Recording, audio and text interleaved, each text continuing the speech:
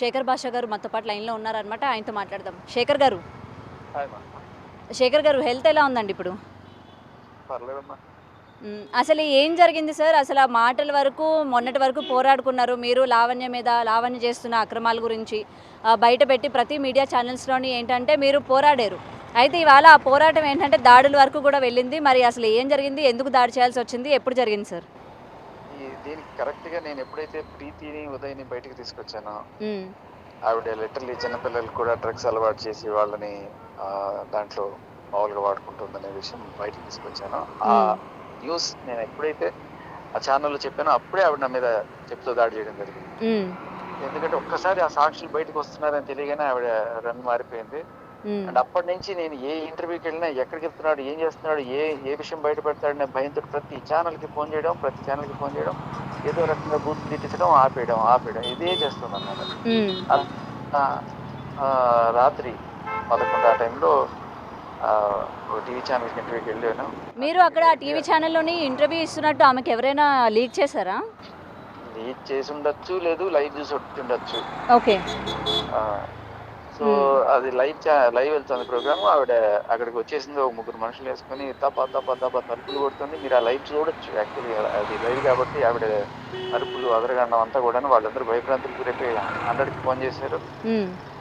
తర్వాత పోలీసులు అనేది వచ్చేలోపే ఆవిడ వెళ్ళిపోయింది. ఒక 10-15 నిమిషాలు అలా ఆవిడ చేసిన తలుపులు బాధ సేమ్ మన రాష్ట్రం వాళ్ళ నాన్న వాళ్ళకి వెళ్ళి ఎలా బాధ ఎంత గొడవ చేసిందో, అంటే అక్కడ బూతులు మాట్లాడలేదు, ఇక్కడైతే పచ్చి బూతులు, ఫ్యామిలీని తిట్టడం, ఇంకా నన్ను తిట్టడం అన్ని. సో సరే అయినా కూడా నేను వెళ్తానన్నా కూడా వాళ్ళు పంపించలేదు. ఎందుకంటే ఇప్పుడు అనవసరంగా గొడవ ఇదవుతుందని చెప్పి వాళ్ళు ఆపేరు చాలాసేపు. సరే వెళ్ళిపోయింది అనుకో ఇంకా వదిలితే నేను మెట్లు దిగుతున్నాను. కరెక్ట్గా స్టెప్స్ దిగుతుంటే ఆ స్టెప్స్ కిందే వాళ్ళు కాపు కాస్తున్నారు అనమాట. ఓకే. సడన్ గా వచ్చి ఆవిడ అటాక్ చేసింది. ఆమెతో పాటు వచ్చిన వాళ్ళు మీకు తెలుసా అండి? ఇంతకు ముందు ఎప్పుడైనా లావణ్యతో పాటు చూసారా, లేకపోతే రాస్తారని వైపు నుంచి? చూడలేదు. ఓకే. ఇప్పుడు చూడలేదు. కొంచెం సగం బట్ట తల అలా వేసుకుని ఉన్నాడు. ఇప్పుడు ఎవడో నేను సరిగ్గా ఇప్పుడైతే బాగా గుర్తుపడుతున్నా. ఇంకో ఇద్దరు వచ్చారు, ఒకరు పట్టుకున్నారు. నేను వాళ్ళని రిజిస్టర్ చేయడానికి ట్రై చేసాను. చూసాను వాళ్ళు నా కాలర్ పట్టుకున్నాను, నేను వాళ్ళ కాలర్ పట్టుకున్నాను. షర్ట్ తిరిగింది. దేంట్లో ఒకడు కొట్టి కరెక్ట్గా కాలర్ ఫోన్ మీద తగ్గింది. కింద పడ్డాను. తర్వాత మీరు లావణ్యని ఏమైనా కొట్టే ప్రయత్నం కానీ అలాంటివి ఏమైనా చేశారా అండి? తర్వాత కొట్టడం అంటే అంతమంది వేసుకొని వచ్చినప్పుడు నేనేం కొడతాను? ఆవిడే కొట్టి ఆవిడే కేసులు పెట్టి. సో ఆవిడే నా మీద ఫస్ట్ ఆవిడ వాళ్ళ ఐడియా ఏంటంటే ఫస్ట్ ఆవిడ నా మీద దాడి చేయడం. చేస్తే ఇంకా ఏదైనా నేను అంటే ఆడపిల్లని అంటావా, ఆడపిల్లని కొడతావా అన్నట్టుగా వాళ్ళ మీదకి వచ్చేయడం. ఓకే. అదే ప్లాన్ బేసికల్లీ. ఓకే. తర్వాత మిమ్మల్ని కొట్టడం జరిగింది అనమాట. అదే మామూలుగా చేత్తోనేనా లేకపోతే ఏమైనా? చేతులతోనే. ఏం ఆయుధాలు ఏం లేవు నా దగ్గర కూడా, ఏం ఆయుధాలు లేవు. అదే అయినా దాడుల వరకు అసలు ఏదైతే లావణ్య తన వెనక ఎవరూ లేరు, ఇవాళ ఆవిడ ఒంటరిగా పోరాటం చేస్తుంది అని చెప్తూ ఉంది కదా శేఖర్ భాష. మీ అందరికి కనబడుతుంది కదా పక్కన దిలీప్ శంకర్ ఆయన, ఎవరైతే 2017లో రౌడీ షీటర్ ఆయన, మీరు కావాలంటే చెక్ చేసుకోండి. మరి ఇప్పుడు ఆల్రెడీ కేసు నడుస్తున్నప్పుడు ఒక మనిషి మీద ఇలా దాడికి వెళ్ళేటప్పుడు లాయర్ అన్న ఆయనకి ఆమె చెప్పి వచ్చిందంటారా లేకపోతే చెప్పకుండా వచ్చిందంటారా? అంటే ఇప్పుడు తర్వాత కూడా ఇప్పుడు మీ మీద దాడి చేసినందుకు కూడా కేసు ఫైల్ అవుతుంది కదా, అది లాయర్కి ఖచ్చితంగా తెలుస్తుంది కదా? అవును, తెలుస్తుంది. నేనైతే స్టేట్మెంట్ ఇచ్చాను, పోలీస్ కంప్లైంట్ కూడా ఇచ్చాను. బట్ మహిళ కదా, ఆవిడ పెట్టిన కేసు వెంటనే రిజిస్టర్ అవుతుంది, ఎఫ్ఐఆర్ అవుతుంది. ఇప్పుడు తప్పు చేసేటప్పుడు అక్కడ మహిళ లేకపోతే పురుషుడు అన్నది ఉండదు కదండి. వాళ్ళే గొడవ చేసినా వాళ్ళే కేసులు పెట్టినా, ఇదన్నిటికంటే ఫైనల్ గా మీకు ఒక అద్భుతమైన విషయం చెప్పనా? చెప్పండి. అంటే ఆపడానికి ఈ గొడవ అంటే ఇప్పుడు ఈవిడ వెళ్ళి కంప్లైంట్ ఇచ్చేసింది కదా నా మీద. అవును. తర్వాత ఒక రాయబారం వచ్చింది అనమాట. ఎందుకులేండి ఆ పెద్దవాళ్ళ పేర్లు కూడా చెప్పడం ఇష్టం లేదు. ఆ రాయబారం ఏంటి, ఆవిడ కేసు ఉపసంహరించుకుంటుందంట, ఇక నుంచి నేను మీడియాలో మాట్లాడకూడదంట ఆవిడ గురించి. మీ మీద పెట్టిన ఇది ఆవిడే వచ్చి దాడి చేస్తే ఆ మీద పెట్టిన కేసులు ఏవైతే సెక్షన్లు ఉన్నాయో అవన్నీ కూడా ఆవిడ ఉపసంహరించుకుంటుందంట. అది ఆవిడ డైరెక్ట్ గా చెప్పిందా లేకపోతే వేరే వాళ్ళ ద్వారా మీకు చెప్పాల్సి వచ్చిందా? వేరే వాళ్ళ ద్వారానే నాకు ఒక రాయబారం వచ్చింది. అదే చెప్పాను, నేను అదే చెప్పాను. అంటే లావణ్య ఏమైనా భయపడింది అంటారా? ఇలాగా కొట్టాను తర్వాత కేసు అవుతుందేమో? ఆహా! అది కాదు కదా! హ్మ్. సీ అయ్యో! పాయింట్ అది కాదు, మీకు అర్థం కాలా. నేను హ్మ్. పెట్టిన కేసు నాకు జరిగింది నేను రాసాను. అది అది ఎఫ్ఐఆర్ గూడా అయిందో లేదో కూడా నాకు తెలీదు. హ్మ్. ఇంకా నేను హాస్పిటల్‌లో నన్ను బయట తర్వాత డిశ్చార్జ్ అయిన తర్వాత ఎళ్లి జూబ్లీ హిల్స్ పోలీస్ స్టేషన్‌లో ఎళ్లి అడిగాను. అదే. సార్ ఏమైంది నేను హ్మ్. పెట్టింది. బట్ ఆవిడ లేడీ కాబట్టి వెంటనే కేస్ పెడితే ఎఫ్ఐఆర్ అయిపోతది. సాక్ష్యాలు కూడా పెద్దగా అడగరు. అన్నీ హ్మ్. అయిపోతాయి. కానీ ఆ ఎఫ్ఐఆర్ చూపిచ్చి నా కంప్లెయింట్‌ని విత్‌డ్రా చేయడం అది కూడా కాదు. ఆ హ్మ్. ఎఫ్ఐఆర్ ద్వారా ఇక నుంచి మీడియాలో మాట్లాడకూడదట. ఇప్పుడు మీరు నన్ను అడుగుతున్నారు కదా ఫోన్ చేసి. ఇప్పుడు అవును. నేను రేపటి నుంచి ఆవిడతో సెటిల్ చేసుకున్నానంటే మాట్లాడకూడదు. ఆవిడ గురించి హ్మ్. మాట్లాడకూడదు. ఆవిడ సాక్ష్యాలు ఎక్కడ కూడా చూపించకూడదు. ఓకే. అద్భుతమైన సెటిల్‌మెంట్ కదా! ఓకే. డబ్బులేమైనా ఆఫర్ చేశారా మీకు? లేదు. భలే అడిగారు. అంటే సెటిల్‌మెంట్ అంటే ఇంకా మరి అదే డబ్బులా? గదా! ఇంక మీరు అదే మీడియా అంటున్నాను. ముందు డబ్బులు మాట్లాడకూడదు ఆఫర్ అనంటే చేయడం ఇంత కూడా కాదు. డబ్బులేమైనా వాళ్ళు ఆఫర్ డబ్బులు చేశారా అని? ఆఫర్ చేసి కాదు. మీ మీద కేస్ తీసేయాలంటే మాకు కొంచెం డబ్బులు ఇవ్వాలని అడిగే రకం అది. ఆ! మీరు ఇంకా అర్థం చేసుకోకపోతే ఎట్లా మనుషులు? ఓకే. మీ మీద కేస్ తీసేస్తాము. కానీ నేను దానికోసం లావణ్యతో మీరు మాట్లాడిన డబ్బులు తర్వాత లావణ్య గూడా ఒక విషయం ఇక్కడ రైజ్ చేస్తూ ఉంది. హ్మ్. దాడి చేశారు. నేను చేశాను. మీరంతా కూడా యాక్టింగ్ చేస్తున్నారు. మీరు హాస్పిటల్‌లో ఉండడం అంతా కూడా యాక్టింగ్. నిజానికి అమ్మ ఆయన నా మీకు మీద దాడి లావణ్య చేశాడు. నాకు అదే లోపల అంటున్నాను. ఇంజ్యూరీస్ లావణ్య అయినియి. దాడి చేశాను అని చెప్తుంది కదా! ఆ! లావణ్య ఎక్కడ దాడి చేశారు?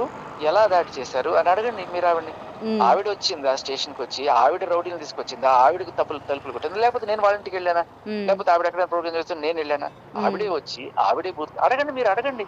ఓకే. మీకు ఇక్కడ అడగరా ఇంకొక మీరు? క్వెషన్ కూడా రైజ్ అవుతుంది శేఖర్ గారు. వాళ్ళు 11 ఇయర్స్ నుంచి అంటే ఎన్ని ఇయర్స్ నుంచి వాళ్ళిద్దరు రిలేషన్‌లో ఉన్నారు? జరిగిన విషయాలు అన్నీ కూడా శేఖర్ భాషకి తెలుసా? నాతో ఉన్నారా? అసలు మాతో ఉన్నారా? ఇప్పుడేదో బయటకొచ్చి రాజ్ తరుణ్ వైపు మాట్లాడుతున్నాడు గానీ, అసలు లోపల జరిగింది ఏంటన్న విషయాలు అమ్మా! శేఖర్ నేను భాషకి తెలీదు. రాజ్ తరుణ్ వైపు మాట్లాడట్లేదు. ఆ! ఆవిడ 11 ఇయర్స్ ఉంటే ఏంటి? 1100 ఇయర్స్ ఉంటే ఏంటి? నాకు నేనేం చూపిస్తున్నాను? నువ్వు అలా ఉన్నప్పుడు ఈ కంప్లెయింట్ ఎందుకు పెట్టావు? ఈ ఎఫ్ఐఆర్ సంగతి ఏంటి అని అడిగాను. హ్మ్. ఓకేనా? నాకు హ్మ్. మీ సంసారం, సుఖ సంసారం, ఆ సీక్రెట్లు మాకు అవసరం లేదు. హ్మ్. నువ్వు ఇది ఎందుకు పెట్టావు అని అడిగాను. అలాగే హ్మ్. ఈ కాల్ రికార్డింగ్ ఉంది. ఇది ఏమిటి అని అడిగాను. సో, హ్మ్. దానికి ఆవిడ దాంపత్య జీవితం నాకెందుకమ్మా? హ్మ్. నాకు దాంతో అవసరమే లేదు. ఆవిడ 10 ఓకే. ఏళ్ళు ఉన్నాయి, 20 ఏళ్ళు ఉన్నాయి నాకెందుకు? నేను హ్మ్. అడిగానంతే. అడగడం కూడా తప్పైపోయింది. అండ్ అలాగే ఆవిడ ఒక్కతే మహిళ కాదు కదా! హ్మ్. ప్రీతి కూడా మహిళే కదా! మీరు లావణ్య గురించే మాట్లాడుతున్నారు. మరి ప్రీతి గురించి మీరు ఆలోచించరా? హ్మ్. ఈవిడికన్నా చిన్న పిల్లే. అదే. 21 ఏళ్ల పిల్లని తీసుకొచ్చి ఆవిడ బలవంతంగా డ్రగ్స్ అలవాటు చేసి ఇవాళ అంత హ్మ్. దారుణంగా చేస్తే ఊరికనే సరేనండి. ఇక్కడ పెడతారమ్మా 45 ఇక్కడ రోజులకి. ఇక్కడ నేనొక క్వెషన్ అడగాలనుకుంటున్నాను. ఇప్పుడు డ్రగ్స్ ఎవరైనా మనకి అది మత్తు పదార్థం అని తెలుసు. అది భయంకరమైనదని తెలుసు. ఇప్పుడు ఒక వ్యక్తి మనకి ఆ డ్రగ్స్ బలవంతంగా ఇచ్చేటప్పుడు, అవతల వ్యక్తికి ఇది తీసుకోకూడదు. ఎంత బలవంతం పెట్టినా దాన్ని తిరగబడ్డమో, లేకపోతే పోలీస్ కంప్లెయింట్ ఇవ్వడమో ఎందుకని ప్రయత్నించలేదు? మీకు చాలా మంచి అర్థమవుతుందా? క్వెషన్. చాలా మంచి క్వెషన్ అడిగారమ్మా. ఆ! మీరు ఆ అమ్మాయి విన్నారా అసలు? ఆ! విన్నారా? ప్రీతి మాటలను విన్నారా అసలు? విన్నాను నేను. ఆ! ఏమనిపించింది మీకు? కాదు. అంటే నాకు వినిన తర్వాత ఇప్పుడు ఎవరైనా సరే మనల్ని ఎంత బలవంత పెడతారండి. ఎంత బలవంత పెట్టినా మన ప్రమేయం లేనిది, మన అనుమతి లేనిది మనం అంటే పెట్టేయలేరు కదా! నోట్లో తీసుకొచ్చి పెట్టేసి లేకపోతే నువ్వు ఎందుకు తినాలి, నువ్వు పెట్టారు? చేయాలి అని. ఎందుకు పెట్టారమ్మా? ఇప్పుడు నిద్రపోతున్నప్పుడు గూడా హ్మ్. నోరు తెరుచుకుంటే నోట్లో పెట్టేసి తర్వాత లేవగానే థూ అని ఉమ్మేసే లోపల కోక్ పోసేసిందట. హ్మ్. విన్నారు కదా మీరు. ఓకే. అదేం పెద్ద వింత కాదు కదా! అది చాలా ఈజీగా చేయొచ్చు. సరే ఫస్ట్ అయిపోయింది. బట్ రెండోసారి ఎలా చేసావంటే, హ్మ్. రెండోసారి ఎలా చేసావు అంటే, ఆ అమ్మాయి "నువ్వు నా చెల్లెలివైతే చెయ్యి, నువ్వు నా చెల్లెలివైతే చెయ్యి హ్మ్. బావుంటుంది." అది కూడా ఇప్పుడు మీ వయసెంతమ్మా? నాది సుమారుగా సరే ఆ! ఎంతో కొంత ఆ! మీరు మాటల్లో కాస్త మెచ్యూరిటీ కనబడుతుంది. చిన్న హ్మ్. పిల్ల 21 ఏళ్ల వయసులో ఉన్నప్పుడు వాళ్ళ మెచ్యూరిటీ ఎంత, వాళ్ళు అప్పుడప్పుడే చదువుకొని బయటకొస్తుంటారు. ఏ సమాజంలో ఏంటి ఏమి తెలీదు. హ్మ్. అలాంటి వాళ్ళకి మీరు చాలా ఈజీగా చేసేయొచ్చు వాళ్ళని. హ్మ్. మీరు చెప్పినట్టు ఇది డ్రగ్స్, ఇది మత్తుమందు, ఇది వాడకూడదు, ఇది అని చెప్పారు కదా! ఇవన్నీ ఒక ఒక వయసు ఒక 25 ఏళ్ళు లేకపోతే 30 ఏళ్ళు వచ్చిన వాళ్ళకి మనం నీతులు చెప్తాం. హ్మ్. కానీ పిల్లలంతా ఎలా ఉంటారు? ఓకే. ఓకే. అండ్ ఫైనల్లీ ఇప్పుడు మీరు ఇదే హాస్పిటల్‌లో ఉన్నారు. అండ్ మీడియా వాళ్ళెవరికీ కూడా ఎలో లేదు. ప్రెజెంట్ మీ హెల్త్ అయితే బానే ఉంది కదా సార్? ఏం పర్లేదమ్మా. ఇప్పుడు బయటికొచ్చిన తర్వాత ఏమైనా సైలెంట్ అవుతారా? మనకెందుకు అసలు వాళ్ళు పడతారు ఏమో గదా! మీరు వాళ్ళతో కూడా సంబంధం నన్నేదో ఏంటని? కాదు, మీరు కూడా ఏదో డీల్ మాట్లాడుతున్నట్టుంది. సైలెంట్ అవుతారా? సైలెంట్ అవుతారా?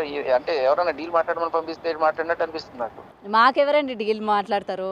మరి ఎందుకు సైలెంట్ అవుతారని ఎందుకు అడుగుతున్నారు? మీరు సైలెంట్ అవ్వాలి. నేను సైలెంట్ అవ్వాలని మీరు కోరుకుంటున్నారా? అది చెప్పండి. ఇప్పుడు, ఇప్పుడు బయట జరుగుతున్న క్వెషన్స్ ఏంటన్నది నేను మీకు చెప్పనా? వాళ్ళు పడతారు కదా, మధ్యలో శేఖర్ భాషకి ఎందుకు, ఒకవేళ శేఖర్ భాష ఇన్వాల్వ్మెంట్ ఎందుకు ఉంది, రాజ్ తరుణ్ వైపు మాట్లాడుతున్నారు అని అంటే మీరు రాజ్ తరుణ్ వైపు కూడా నేను మాట్లాడడం లేదు అని చెప్పారు కదా. అదే చెప్తున్నాను మరి లేనప్పుడు బయట జరిగేది నెత్తి మీద వేసుకోవడం ఎందుకు, ఈయనకి ఈయన ఏమైనా ఎక్స్పెక్ట్ చేస్తున్నాడా రాజ్ తరుణ్ వైపు నుంచి కానీ లేకపోతే లావణ్య వైపు నుంచి కానీ ఏమైనా ఎక్స్పెక్ట్ చేస్తున్నారా అని అడుగుతున్నారు. అదే అంటున్నాను. నాకు కూడా ఏమనిపిస్తుంది అంటే అమ్మ మీరు మాట్లాడుతుంటే లావణ్య ఈవిడికి ఏమైనా ఇస్తుందా, ఈవిడ నన్ను శేఖర్ భాషను ఆపడానికి ఎందుకు ట్రై చేస్తుంది, ఇండైరెక్ట్ గా బెదిరిస్తోంది ఎందుకు, అలాగే అనిపిస్తుంది మీరు మాట్లాడుతుంటే. నన్ను వెనక్కి లాగాలని ట్రై చేస్తున్నారు. నేను వెనక్కి లాగడం లేదండి, నేనెవరండి లాగడానికి. బట్ ఏంటంటే బయట అడుగుతూ ఉన్నారు కదా, క్వశ్చన్స్ రైజ్ అవుతూ ఉంటాయి కదా, అయ్యో శేఖర్ భాష గారికి ఎందుకు ఇవాళ చూడండి దాడుల వరకు తెచ్చుకున్నారని చెప్పి. ఈ మాటలు వింటుంటే నాకు ఇప్పుడు ఇలాంటి మీరు భయపెట్టి నన్ను ఆపడానికి ట్రై చేస్తున్నారు. ఆవిడ ఏమన్నా అనొచ్చు, కానీ మీరు కూడా ఇప్పుడు మీకు ఆ అమ్మాయి ఈ మాటల్లో ఏదైనా నిజం ఉంది, ఆవిడకి ఏదైనా హెల్ప్ చేద్దాం అనిపిస్తే మీరు కూడా నాతో కలిసి పోరాడండి. అంతేగాని మీకెందుకండి అని మీరేనంటే మీరు అంటే లావణ్య సైడ్ ఉంటారా, మహిళల సైడ్ ఉంటారా, లేకపోతే మేము నిజం ఎవరి వైపు ఉంటే వాళ్ళ వైపు ఉంటామండి. అది లావణ్య సైడ్ అయినా సరే, లేకపోతే రాజ్ తరుణ్ వైపు అయినా, లేకపోతే శేఖర్ భాష వైపు అయినా. మీరు ఎందుకు డిస్కరేజ్ చేస్తున్నారు? నాకు ఎందుకంటే అంటే ప్రతి ఒక్కరు ఎవడికి వాడు నాకు ఎందుకంటే అనుకుంటే ఎవడు. ఓకే ఓకే అమ్మా. Okay sir. అయితే ఇదండి ప్రెసెంట్ మనం ఏంటంటే కాంటినెంటల్ హాస్పిటల్ దగ్గరే ఉన్నాము. నిన్న జరిగిన ఒక ఇంటర్వ్యూలో అనమాట, ఇటు లావణ్య కానీ లేకపోతే శేఖర్ భాష కూడా ఏంటంటే వాగ్వాదానికి వచ్చారనే తెలుసుకోవచ్చు. ఎందుకంటే ఆల్రెడీ లైవ్ నడుస్తున్నప్పుడు, శేఖర్ భాష లైవ్లో ఉన్నప్పుడు లావణ్య ఎవరైతే ఉన్నారో ముఖ్యంగా ముగ్గురు మనుషుల్ని వేసుకొని వెళ్ళి శేఖర్ భాషని కొట్టడం, దాడి చేయడం జరిగిందని అయితే శేఖర్ భాష మాటల్లో విన్నాము. ప్రెసెంట్ ఆయన అయితే హాస్పిటల్లోనే ఉన్నారు. బట్ ఏంటంటే ఎవరిని కూడా లోపలికి ఎల్లో చేయడం లేదు. ఆయన కండిషన్ కూడా బాగానే ఉందని చెప్తున్నారు. అండ్ బయటకు వచ్చా కూడా అసలు ఎందుకని దాడి చేయాలి, మొన్నటి వరకు ఏంటంటే మాట్లాడుకునే వరకు పోయేది, అంటే కూర్చొని డిస్కషన్ చేయడం కానీ లేకపోతే లావణ్య చేసిన తప్పులన్నిటి కూడా ఈయన ఏంటంటే విత్ ప్రూఫ్స్తోని లైవ్లో నిరూపించడం కావచ్చు, లేకపోతే వెనకన రాజ్ తరుణ్ కూడా ఏంటంటే రీసెంట్గా ఒక ప్రెస్ మీట్లో కూడా శేఖర్ భాష పోరాడుతున్నారు అని చెప్పడం కూడా మనం చూసాము. అయితే ఇదే ఇన్సిడెంట్ శేఖర్ భాష తీసుకొస్తున్న ప్రూఫ్స్ అన్నీ కూడా నిజమేనా, ఇవి నిజం కాబట్టే లావణ్య ఎలా ఎదుర్కోలో తెలియక ఈ విధంగా ఆయన మీద దాడి చేసిందని అయితే కొన్ని మాటలు అయితే వినిపిస్తున్నాయి. మరి దీని వెనక లావణ్య కూడా బయటికి వచ్చి అసలు ఏం జరిగింది ఏంటి, అసలు దాడి చేయాల్సిన అవసరం ఏమొచ్చింది, రీసెంట్గా కూడా లావణ్య కూడా ఏంటంటే ఆవిడ పైన శేఖర్ భాష దాడి చేశారు అని చెప్పి కూడా కంప్లైంట్ ఇవ్వడం జరిగింది. ఆమె ఇన్నర్గా ఇంజూరీస్ అయినాయి అని, అటు చెస్ట్ భాగం కానీ లేకపోతే చేతులు కానీ ప్రతిదీ కూడా ఇంజూరీ అయ్యాయి అని చెప్పి ఆమె ఏంటంటే పోలీస్ కంప్లైంట్లోని పోలీసులకి కంప్లైంట్ ఇవ్వడం జరిగిందని చెప్తున్నారు. మరి ఇక్కడ శేఖర్ భాష మాటల్లో కూడా మనం విన్నాం కదా, ఆయనకి లైవ్లో కూడా మనం కాల్ చేసి మాట్లాడాము. సో ఆయన చెప్తుంది ఏంటంటే, నేను విత్ ప్రూఫ్స్ అన్నీ బయటకు వస్తున్నాను కాబట్టి ఇవన్నీ నిజాలు లేకపోతే ఎందుకని ఇవాళ లావణ్య నా మీద దాడి చేసింది, వీటిల్లో నిజం ఉంది కాబట్టి లావణ్య దీనికి సమాధానాలు లేవు కాబట్టి అండ్ ప్రూఫ్స్ కూడా ఆమె దగ్గర లేవు కాబట్టి నా మీద దాడి చేసింది. సో ఆయన డిశ్చార్జ్ అయిన తర్వాత కూడా బంజారా హిల్స్లోని కంప్లైంట్ పెడతాను, నేను లావణ్య ఇట్లా దాడి చేసింది అని చెప్పి కంప్లైంట్ పెడతాను, నేను ఇంకా ఇది ఎంత దూరమైనా పోతాను, ఎలాగైనా సరే నేను పోరాడతాను, ఇలాగ ఆమె ఎంతమందికి అయితే డ్రగ్స్ అలవాటు చేసిందని చెప్తున్నారో, డ్రగ్స్ బాధ్యతలు ఎవరైతే ఉన్నారో డెఫినెట్గా వాళ్ళందరినీ నేను బయటికి తీసుకొస్తాను, వాళ్ళ చేత నిజం ఏంటనేది నిరూపిస్తాను అనేది శేఖర్ భాష చెప్పడం జరుగుతోంది.